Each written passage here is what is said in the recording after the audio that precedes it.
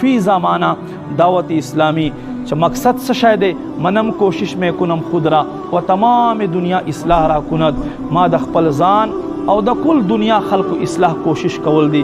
دعوت اسلامی عظیم الشان تحریک الله رب کریم مونږ ته عطا کړو. تاسو وګورئ څوک په موبایل کې ساوري، څوک په ساوري، څوک په بازار کې ګرځي، څوک په کرکټونه کوي، څوک په څه کوي.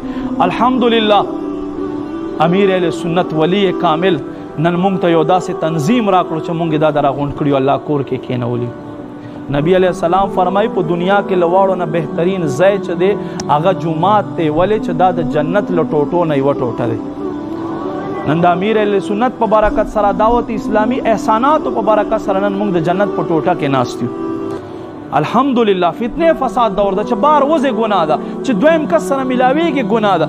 الحمدلله الله په مونږ باندې کرم وکړو، بیا مو قرآن او حدیث واورېدو، څنګه ښکلې ښکلې ښایسته ښایسته خبرې مو واورېدې. نو ما عزتمندو مونږ ته پکار ده چې دې فتنې فساد دور کې دغ تنظیم سره دغ تحریک سره چې نه له چانه اوټ غواړي نه له چانه نوټ غواړي، څه غواړي ای انسانه ځان صحیح کا، ځان صحیح کا، عمل په ځان لازم کا، خپل کور والو باندې عمل لازم کا، خپل بال بچ باندې عمل لازم کا، ځان پورا طور باندې اسلامی کا.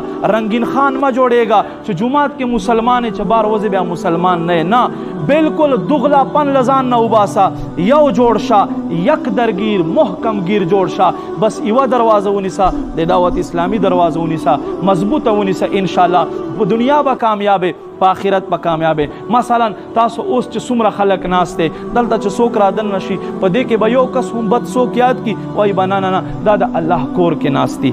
الله کور کې چې څوک کینی هغه بد نشي کېدی. واعظ و نصیحت ته ناست دی، واعظ و نصیحت ته چې څوک کینی هغه بد نشي کېدی. بیا په دې جانب مخالف کچیرته ته دې خلکو سره په ورځ د محشر یې نو چې څنګه دې نیکو خلکو ته رحمت په نظر سره کتلی کېږي، بیا ته هم پوه شه تا ته به هم رحمت په نظر سره کتلی کېږي.